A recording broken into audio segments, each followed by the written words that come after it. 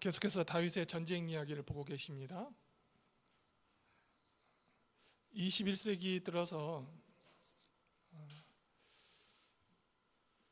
미국에서 9.11 테러가 일어난 이후에 전쟁 양상이 조금씩 변하고 있습니다.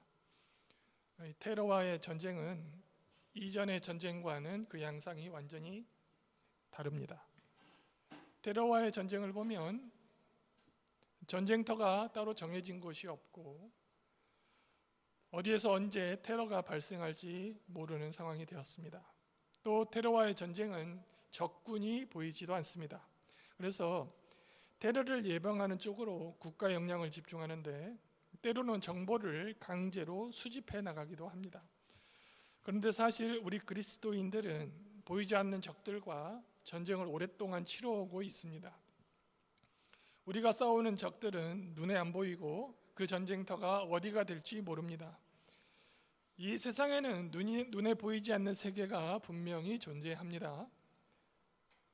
그것은 영의 세계로 하나님 나라도 있고 사탄의 세력도 있음을 성경이 분명히 말씀하고 있습니다. 그래서 마귀를 대적하라, 그리하면 너희를 피하리라고 성경에서 말씀하고 있습니다. 마귀가 없다면 왜 대적하라고 하셨겠습니까? 있으니까 대적하고 싸우라고 명령하신 겁니다. 또 복음서를 보면 예수님이 얼마나 많은 귀신을 쫓아내셨는지 아십니까? 말씀을 가르치시고 기적을 베푸시고 귀신을 쫓아내는 장면이 복음서에만 적어도 7번 이상 나옵니다. 그러니까 사탄의 세력은 분명히 존재하고 그것은 언제 어디서든 사람을 충동질해서 하나님의 백성을 공격하는 짓을 할 수가 있습니다.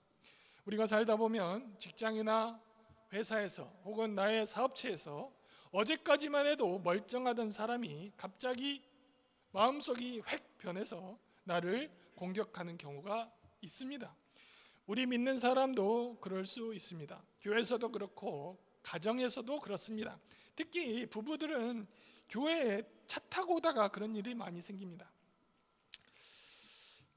부부 중에 대화가 잘 되고 기분이 좋고 행복했는데 갑자기 한순간 감정이 상해서 싸움을 하고 가정이 갑자기 지옥이 되는 경우가 있습니다. 그렇게 마귀가 사람들 사이를 비틀어버리는 전략 중에 하나가 오늘 말씀에 나오고 있습니다. 사람들은 원래 다른 사람들을 의심하는 경향이 조금씩은 다 있어요.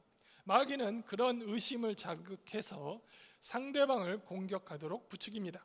의심을 마음속으로만 하면 되는데 자기 의심을 상대에게 꼭 이야기해요. 상대방을 믿지 못하는 모습을 보여주면서 관계를 파탄으로 만드는 사람이 있습니다. 그래서 우리가 늘 주의하며 깨어서 기도를 해야 하는 것입니다. 그래야 생각지도 못한 공격이 갑자기 훅 들어와도 당황하지 않고 지혜롭게 혹은 담대하게 잘 대처할 수 있습니다. 그런데 오늘 본문은 암몬의 새로운 왕이 등장합니다. 나하스의 아들 한운인데요. 한운이 다윗을 의심하는 마음이 생기면서 돌이킬 수 없는 전쟁이 벌어지고 맙니다. 그의 의심은 발전해서 큰 전쟁이 양 국가에 일어납니다. 1절을 읽어보시죠. 시작.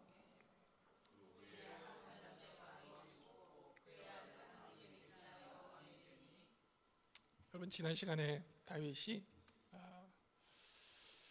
주변국들을 차례차례 점령을 하고 나라 안으로 들어와서 사울의 친족 요나단의 아들을 자기가 다윗에게 품는 말씀을 보았습니다.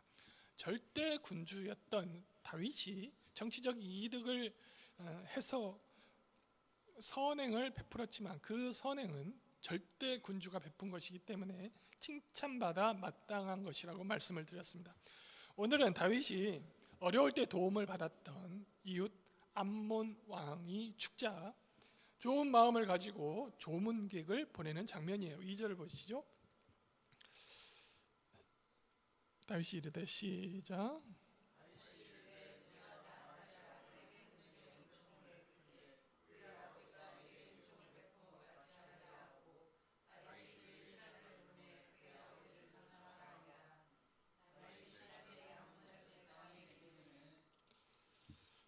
사무엘상 11장을 보시면 이스라엘의 왕이었던 사울은 암몬 왕 나하스, 그러니까 방금 죽었던 왕을 이깁니다.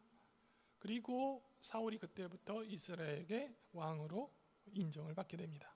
이스라엘 백성이 하나님께 왕을 요구하는 계기가 있어요. 그것이 바로 방금 죽은 나하스 때문이었어요.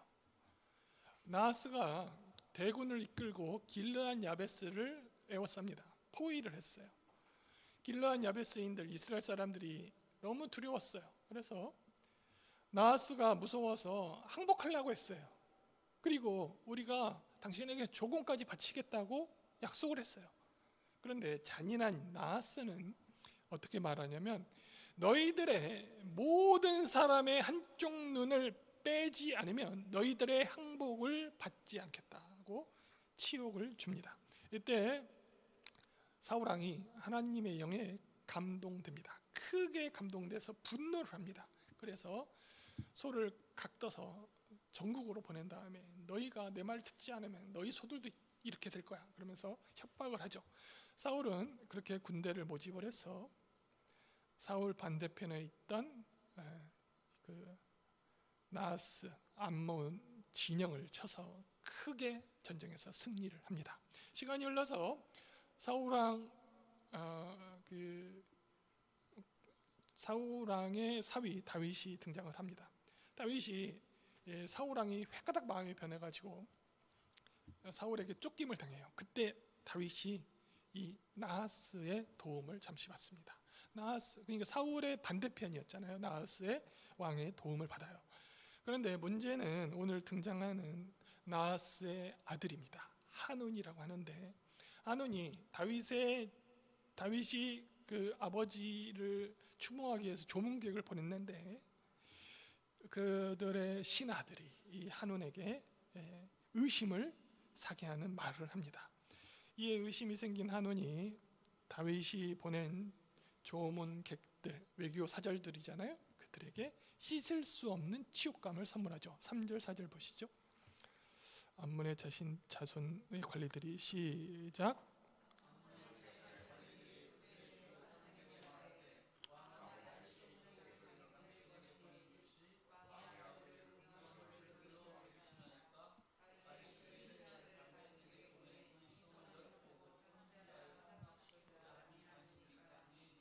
사절 2의 시작.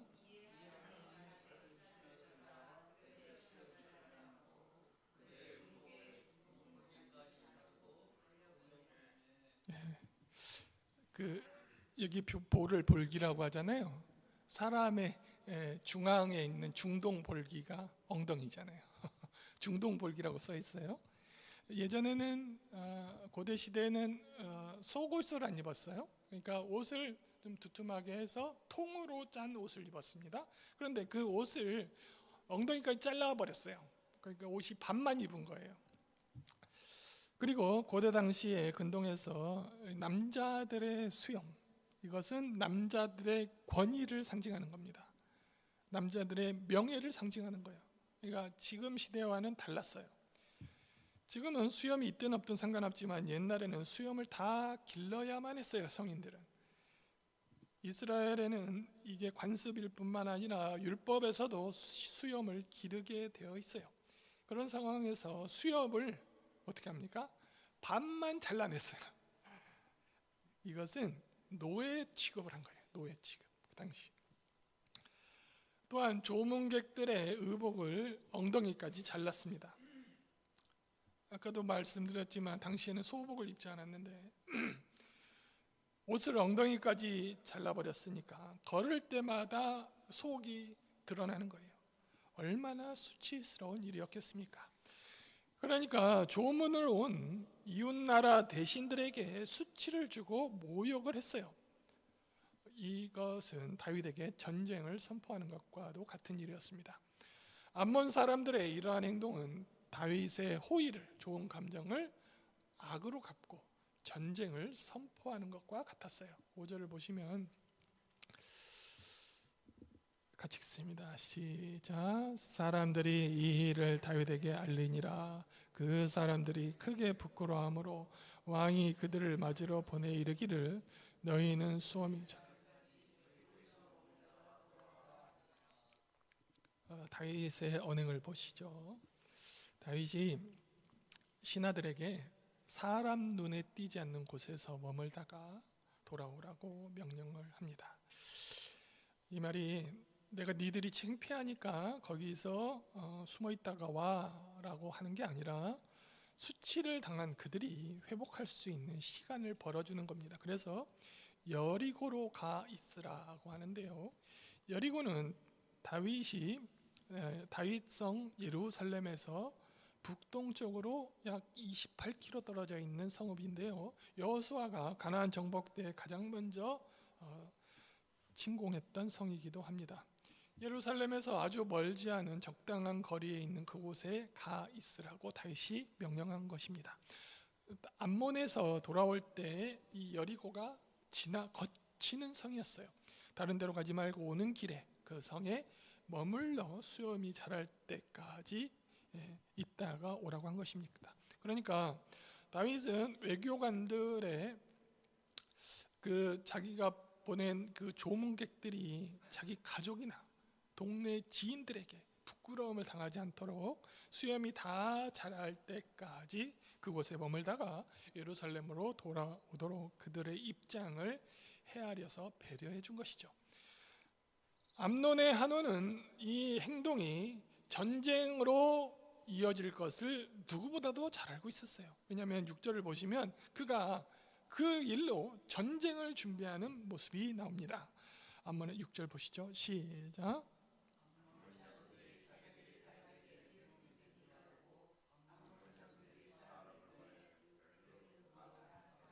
소바 아람 사람 마아가 왕과 그의 사람 1000명 돕 사람 1000명을 고용한지라.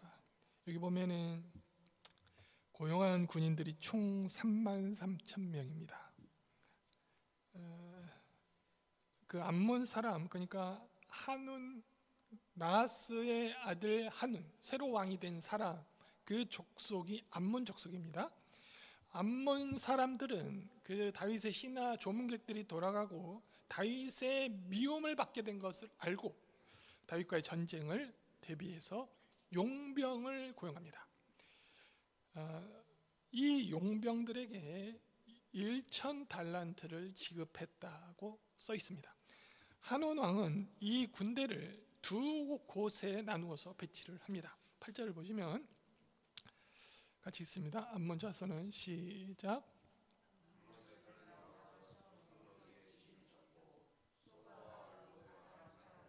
돕 마가 사람들은 따로 지의 머리를 쓴 겁니다. 나름 한온 왕의 군대는 성문 근처에, 그러니까 자기가 머물고 있는 성문 근처에 자기 사병들을 진을 치게 하고 자기가 돈 주고 산 용병들, 그걸 아람 연합국인데요, 그 시리아 지역 사람들입니다. 그들을 들에 숨겨둡니다. 들에 배치해서 다윗의 침공에 대비를 합니다. 그 시리아 연합 용병들은 이스라엘 군에 뛰지 않게 저 먼 들에 몸을 숨기고 다윗의 이 요압 군대를 맞이하기 위해서 진을 쳤습니다. 그리고 한운, 그 나하스의 아들 한운, 새로운 왕은 이스라엘 군을 자기한테로 유인하기 위해서 아주 눈에 잘 띄는 성문 근처, 성문 어귀에 진을 칩니다. 이렇게 해서 그들이 이스라엘이 침공 들어왔을 때, 그러니까 성문 어귀를 보고 군대를 진격시킬 거 아닙니까? 그때 뒤에서 약한 쪽을 치기 위한 작전을 준비했습니다. 한편 다윗은 요압을 사령관으로 정예 부대를 파견하는데요. 9절 보시죠. 요압이 자기와 맞서 시작.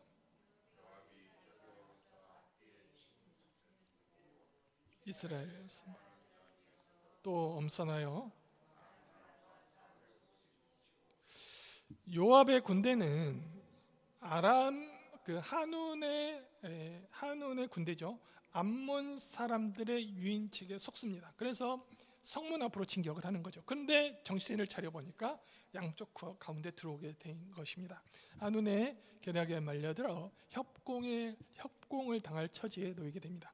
요압이 이때 한 일이 있는데 9절을 보시면 선발된 군이, 요압이 데리고 온 군대는 이스라엘 백성들 중에도 선발한 자들이었는데 그 중에도 또 엄선합니다. 그래서 아람 연합 용병들과 맞서고 동생 아비새에게는, 그러니까 요압이 군인 선발해서 데리고 온 군인들 중에도 또 특별한 특공대를 뽑아서 이제 뜰에 머물고 있던, 후방에 머물고 있던 훨씬 더 수많은 적들이 숨어 있던 곳으로 요압이 가고, 자기 동생은 그 성문 어귀에 있는 성문 암몬 군인들을 맞게 합니다. 그렇게 양쪽으로 갈라지는 것이죠. 10절 보시죠. 자, 요압이 하는 말입니다. 시작. 그 백성 그 아비새 수하에 맡겨. 요압은 뒤쪽에 있는 숨어 있는 군인을 대적하고, 요압의 동생 아비새는 성문 쪽으로 가서 그 암몬 자손과 싸우게 진을 치게 합니다. 요압과 아비새는 수루야의 아들들입니다. 그들은 용맹했어요. 다윗 군대의 핵심 전력입니다. 하지만 지금 이들은 위급한 상황에 처해 있습니다. 요압의 말을 들어보면 이 시리아 용병들이 훨씬 더 강한 것 같아요. 그래서 이렇게 얘기합니다. 형이 내가 밀리면은 동생 네가 나를 도와주러 와. 그리고 만약에 동생 네가 밀리면 내가 이 선발한 군인들을 이끌고 너에게 가서 도와줄게. 이렇게 말을 합니다. 요압이 조금 더 어려운 적을 맡은 것이죠. 11절 보시죠. 만일 이르되 만일 시작.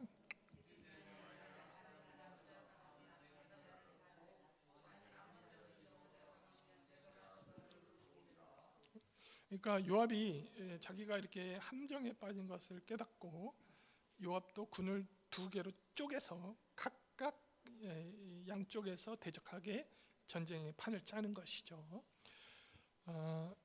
그런데 이 전쟁에서 요압의 싸움이 이 전투의 승패를 가르게 됩니다. 이어서 요압이 자기 군인들에게 용기를 북돋은 말들을 계속하는데요. 12절 보시죠. 매우 중요한 말씀들입니다. 너는 담대하라. 시작. 너는 담대하라. 우리 백성과 우리 하나님의 성읍들을 위하여 담대히 하자. 여호와께서 선히 여기시는 대로.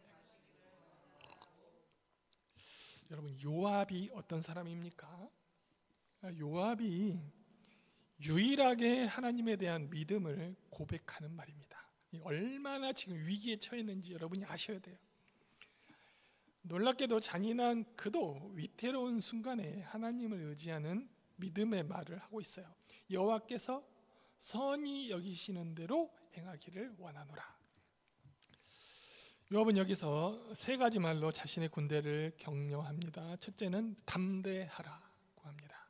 33,000명의 상대 숫자에 기죽지 말라고 한 거죠. 두 번째, 우리 백성과 하나님의 성읍들을 위해 담대히 하자고 격려합니다. 하나님의 주신 기업이죠. 이 가나안 땅, 이 땅을 지키기 위해서 용기를 내라고 합니다. 세 번째, 요압은 하나님이 선히 여기시는 대로 하나님께서 행하실 것이라고 선포를 합니다.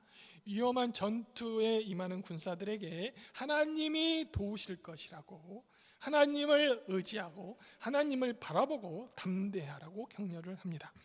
요압은 모든 결과를 하나님의 선하신 뜻에 맡긴다는 놀라운 믿음의 선포를 하고 있습니다. 여러분, 요압은 본래 피의 사람이고 잔인한 사람이었어요. 사울 왕이 죽고 사울 왕의 장수였던 아브넬이 실권을 장악했잖아요.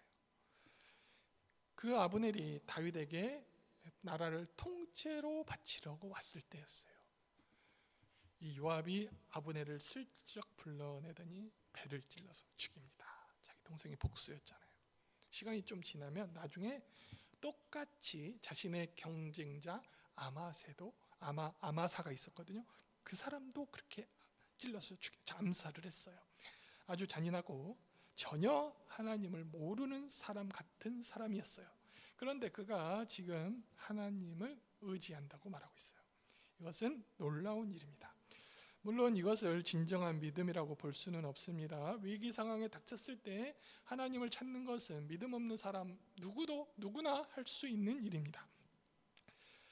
그렇지만 요압이 여기서 보여주는 모습을 보면 아무리 잔인하고 악한 요압이지만 우리가 그에게서 배울 점이 있는 것을 보게 됩니다. 무엇보다도 그는 자기가 맡은 일에 최선을 다하고 있어요. 그리고 동시에 하나님을 의지합니다. 하나님을 의지하면서 자기의 최선을 다한다는 것이죠. 놀랍게도 믿음의 사람들이라면 이 요압처럼 살아야 합니다. 무조건 기도만 할 것이 아니라 하나님을 의지한다면 기도하면서 자신도 최선을 다하는 사람이 바로 믿음의 사람들이 할 일입니다.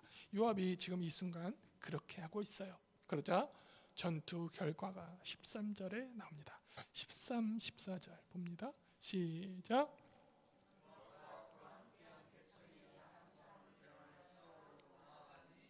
그들이 그 앞에서 도망하고 암몬 자손은 아람 사람이 도망함을 보고 그들도 아비스 앞에서 성읍으로 들어간지라. 요압이 암몬 자손을 떠나 예루살렘으로 돌아가니라. 전쟁의 승패가 요압 쪽, 그러니까 33,000명이 숨어서 진을 쳤던 곳에서 결판이 나죠. 요압의 군대가 승기를 잡자 이 시리아 군인들, 아랍 연합군 용병들이 도망치기 시작합니다. 아람 사람들이 들판에서 도망가는 것을 저 성벽 어귀에서 한온의 암몬 군대들이 그걸 보고 그들도 도망갑니다. 성 안으로 들어가서 문을 걸어 잠그고 나오지 않아요. 이것을 본 요압이 더 이상 공격하지 않고 예루살렘으로 돌아왔습니다. 다윗의 군대가 이 전쟁에서 승리한 것처럼 보입니다. 그러나 이 전쟁은 작은 승리에 불과했습니다. 왜냐하면 보통 전쟁이 끝나면 적이 얼마나 죽었고 어떤 전리품을 챙겼는지 기록을 하거든요. 그런데 그런 기록도 없어요. 그냥 도망치고 끝난 거예요. 요압군은 출정하여 원정 전쟁에서 승리했으나 그 군인들을 완전히 박살을 내지는 못하고 복귀를 하였던 것입니다. 그러니까 이 군인들이 다 살아 있으니까 시간이 좀 지난 다음에 그 시리아 지역의 패권을, 그 아람 사람들의 패권을 쥐고 있던 사람이 하닷에셀이었어요. 이 하닷에셀이 다시 전열을 정비합니다. 그리고 다윗에게 싸움을 걸어와요. 그는 아까 그 전쟁에서 손실을 입지 않았기 때문에 다윗에게 다시 도전을 하는 것이죠. 여러분, 그런데 방금 요압과 아비새가 이 전쟁을 치를 동안 다윗은 그 전쟁에 참전하지 않았어요. 지금 다윗이 권력이 정점에 있던 시절이었거든요. 그래서 다윗은 자기의 종들이 모욕을 당하고 수염이 잘리고 의복이 잘린 채로 돌아왔는데도 불구하고 그는 궁궐에 머물면서 밧세바를 가늠하는 사건이 터지고 마는 것이죠. 아람인들이 다시 다윗을 향해서 전쟁을 준비하는 모습이 15절, 16절 보시죠. 시작. 아람 사람이 자기가 이스라엘 앞에서 패하였음. 16절 시작.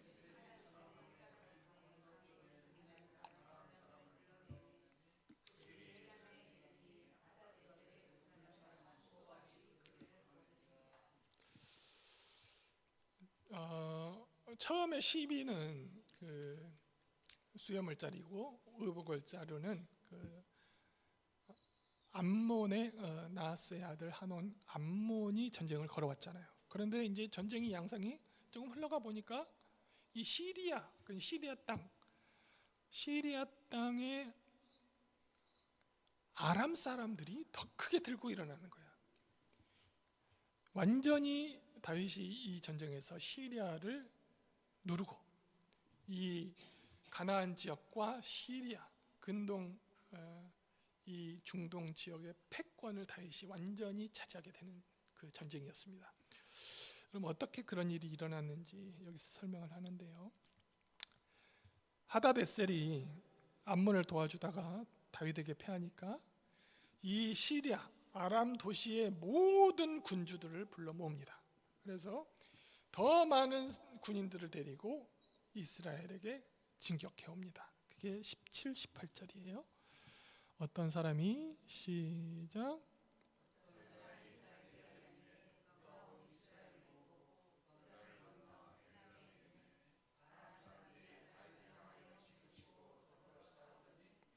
아람 사람이 이스라엘 앞에서 도망한지라 다윗이 아람 병거 700 마병 4만 명을 죽이고 또 그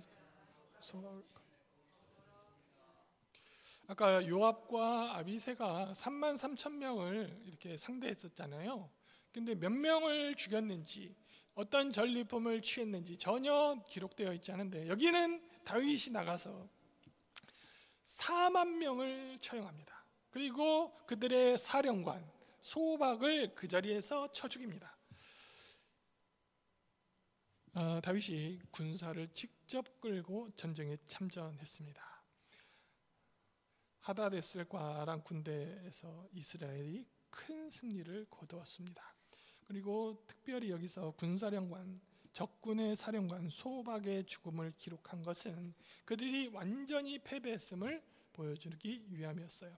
군사령관이 죽었으니 그들이 완전히 괴멸된 것이죠. 그로 인해서 하다데셀과 연합 아랍 왕들은 다윗에게 조공을 바치고 그리고 조약, 화친 조약을 맺으면서 두 번 다시는 저 하논의 암논을 돕지 않겠다고 약속까지 하게 됩니다. 19절 마지막인데요. 시작. 하다네셀에게 속한 왕들이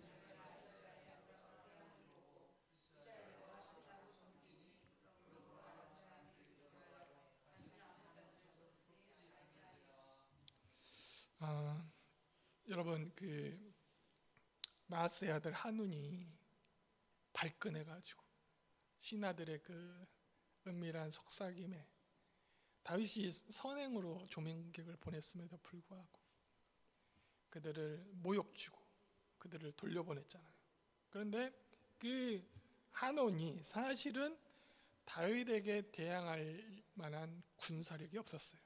그런데 그는 다윗의 선의를 의심하고 자신의 신하들의 말에 넘어가서 그들의 조문객에게 치욕을 주고 정작 자기는 다윗이 무서워가지고 군사력이 모자라니까 용병을 삽니다. 용병을 부르고 큰 돈을 썼어요. 그리고 전쟁에서 패하고 맙니다. 용병을 고용했다는 것은 자체 국방력이 모자랐다는 뜻이에요. 한운이 썼던 은 1000달란트 제가 그 AI에게 물어봤어요. 현재 가치는 얼마나 될까? 414억이라고 그래요. 414억. 근데도 414억을 썼는데도 졌어요. 그 정도를 썼으면은 전쟁에서 이겨야 했는데 돈만 낭비하고 패배한 것이죠. 차라리 다윗에게 서원하게 될 때 화친을 맺고 조공을 드렸다면 아마 414억보다는 훨씬 적게 썼을 거예요. 그러나 엄청난 돈을 쓰고도 진 것이죠. 여러분, 마귀의 속삭임은 이렇게 무섭습니다. 순간의 판단이 이렇게 무서운 거예요. 그때 한온이 절제하고 조금만 깊이 생각하고 잘 대처했더라면 지금도 자기가 가진 돈으로 문제를 해결하는 사람들이 있어요. 그러나 돈으로 해결되는 게 아니에요. 하나님이 기회를 주실 때 잘 잡아야 하는 거예요. 그런데 이 은밀한 속삭임으로 그 기회를 놓치고 내 힘으로, 내 부로, 내 돈으로 해결해 보려다가 일을 그르치는 경우가 많습니다. 우리가 오늘 기억해야 할 것은 그런 영적 전쟁은 항상 우리 주변에 있다는 거예요. 갑자기 생각지도 못할 때 훅 올라올 수 있어요. 왜냐하면 사탄은, 마귀는 배고픈 사자처럼 으르렁거리면서 우리를 덮치려고, 우리를 넘어지게 하려고, 우리를 무너뜨리려고 마귀는 지금도 최선을 다하고 있습니다. 그래서 우리는 영적 전쟁을 싸울 때 어떻게 해야 하는지 본문에서 배울 수 있습니다. 첫째, 두려워할 필요가 없다는 겁니다. 사탄이 우리를 넘어뜨려서 우리의 믿음을 붙잡지 못하게 합니다. 그때 두려워할 필요가 없다는 거예요. 왜냐하면 사탄은 두려움과 속임수로 공격하는 거예요. 자꾸 두렵게 하고 속여요. 그 문제를 과장하게 해서 우리가 두려움에 빠지게 해요. 왜요? 두려운 사람은 사리 분별을 제대로 할 수가 없어요. 판단을 제대로 못해요. 요압의 군대는 소수였지만 많은 수의 아람 군대 앞에서 요압이 뭐라고 합니까? 담대하라. 담대했기 때문에 승리를 거둘 수 있었어요. 여러분, 이것을 기억해야 합니다. 두 번째로 본문에서 배울 것은 다른 형제, 다른 자매들에게 위험할 때 도움을 청해야 한다는 거예요. 요압과 아비새는 각기 많은 적들과 싸워야 했지만 이 형제들은 내가 약해지면 내 형이 와서 도와줄 거야, 혹은 내 그 동생이 위태로워지면 내 형이 도와줄 거야, 형도 내가 만약에 좀 밀리면 내 동생이 와서 도와줄 거야. 이 형제를 믿었다는 거예요. 그러니까 오히려 전쟁에서 이겼습니다. 어떤 어려움을 겪을 때 다른 성도에게 도움을 요청하는 거예요. 우리가 어떻게 남을 돕습니까? 우리가 어떻게 멀리 떨어진 형제를 도울 수가 있습니까? 우리는 기도로 도울 수가 있어요. 어려울 때 형제를 위해서 기도할 때 강력한 믿음이 그 사이에서 생기는 거예요. 요압과 아비새가 지금 멀리 떨어져서 전투에 임하고 있어요. 그러나 그 둘은 자기 내면에 내 동생이, 내 형이 반드시 내가 위험에 처하면 도와준다, 이런 자신감이 있었어요. 그러니까 오히려 이겼어요.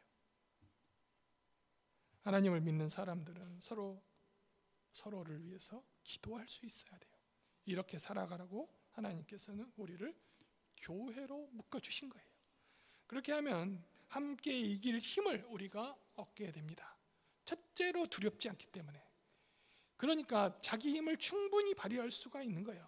혼자 이기는 게 아닙니다. 이 든든한 믿음이 형제들 간에, 자매들 간에 충만하기를 바랍니다.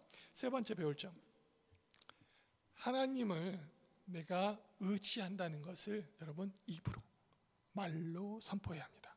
요압이 자기 혼자 속으로만 말하지 않고 모든 군사들이 들을 수 있게 말로 하나님을 의지한다고 선포했습니다. 그리고 병사들에게 하나님을 의지하라고 말했어요. 특히 영적 전쟁에서는 이 믿음의 말이 굉장히 중요합니다. 우리는 오히려 어려울수록 하나님께 감사하다라고 해야 합니다. 감사의 언어가 굉장히 중요해요. 잘 될 때도 마찬가지지만 잘 안 될 때 망하는 말이 아니라 살리는 말을 써야 합니다. 여러분의 삶에서 어떤 문제가 일어나고 어떤 문제가 닥쳐오든지 하나님을 의지하고 최선을 다하는 가운데 하나님이 주시는 승리를 경험하는 충만한 교회가 되기를 주님의 이름으로 축복합니다. 주님의 이름을 한번 부르고 다 같이 통성으로 기도합니다. 주여